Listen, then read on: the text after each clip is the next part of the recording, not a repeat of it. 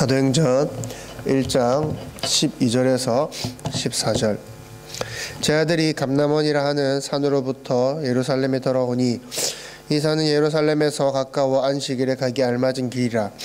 들어가 그들이 유하는 다락방으로 올라가니 베드로, 요한, 야고보, 안드레와 빌립, 도마와 바돌로메, 마테아 및 알페오의 아들 야고보, 셀롯인 시몬, 야고보의 아들 유다가 다 거기 있어 여자들과 예수의 어머니 마리아와 예수의 아우들과 더불어 마음을 같이하여 오로지 기도에 힘쓰더라. 아멘. 제 아들은 이제 예루살렘에 돌아왔습니다. 예수께서 승천하시고 제 아들은 이제 돌아와 다락방에 올라갔습니다. 그들이 거하던 다락방으로 올라갔습니다. 이 다락방을 마가 요한의 어머니 마리아의 집으로 보기도 합니다. 그러나 어쨌든 이것이 100% 마가의 다락방이다 라고는 말하기는 어렵다라고 합니다. 100% 명확한 증거는 없습니다. 어쨌든 다락방은 어떤 곳입니까? 이제 위층에 있는 넓은 방입니다. 보통 이 방은 손님들이 왔을 때 손님들을 대접하기 위해서 손님들을 위해 준비해 놓은 예비된 그런 장소입니다. 당시 모였던 사람들은 먼저 11명의 사도와 예수님의 어머니와 동생들 그리고 그 외 여러 명의 사람들이 그 다락방에 모였습니다. 재미있는 것이 보면 제자들의 명단이 다시 한번 기록되고 있다라는 것이죠. 이전에도 이 복음서에도 곳곳마다 이제 제자들의 이름이 명단이 기록되어 있습니다. 그런데 그때와 지금 이 명단이 다시 나오고 있습니다. 그것이 성격이 좀 다르다라는 것입니다. 복음서들 가운데 이 나오는 제자들의 명단은 하나님께서 사도로 세우실 때, 처음 세우실 때 그러한 자들의 명단입니다. 근데 오늘 본문에서 본 사도행전 1장에 나오는 그 명단은 3년간의 이제 훈련을 마친 자들의 명단이다라고 할 수가 있을 것입니다. 좀 더 쉽게 말해서 앞에 예수님께서 세우실 때 명단은 입학자의 명단, 그리고 이제 오늘 본문에 나오는 거는 졸업자의 명단이라고 할 수가 있을 것입니다. 가장 큰 차이점이라고 한다면 순서의 차이도 있겠지만 가장 큰 차이점이라 한다면 이제 유다의 이름이 빠져 있다라는 것이죠. 가룟 유다 이름이 빠져 있습니다.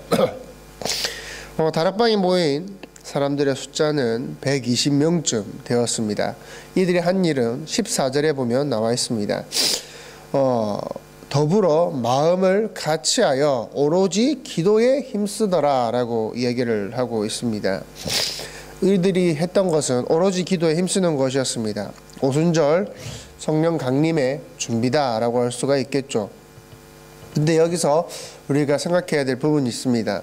생각해야 될 것은 이들이 기도했기 때문에, 이들이 다락방에 모여 열심히 기도했기 때문에 오순절 성령이 임했다, 왔다라고 생각을 해서는 안 된다라는 것입니다. 열심히 기도를 드렸더니 강하게 바로 강하게 내렸다. 그런데 이들이 시험시험 기도를 했더니 나중에 이것들이 약하게 성령이 내렸다라고 생각해서는 안 된다라는 것입니다. 오순절 성령 강림은 오직 하나님의 약속에 의해서 온 겁니다. 그 하나님의 일을 위해서 하나님께서는 인간을 사용하신 것 뿐입니다. 우리가 기도를 많이 한다고 해서, 우리가 기도 열심히 한다고 해서 없던 하나님의 은혜가 갑자기 내려지는 것은 아닙니다. 근데 우리가 기도를 안 한다고 하나님께서 계획하신 그 내려질 은혜가 멈추는 것도 아닙니다.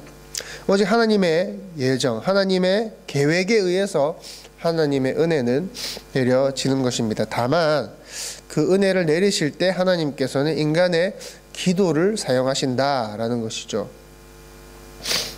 우리는 열심히 기도해야 됩니다.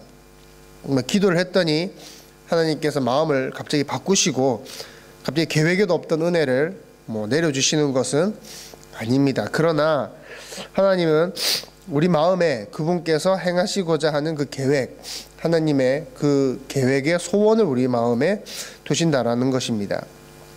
그리고 그 소원을 우리 안에 두시고 우리로 하여금 기도하게 하시는 겁니다. 우리가 열심히 기도한다라는 것은 무엇입니까?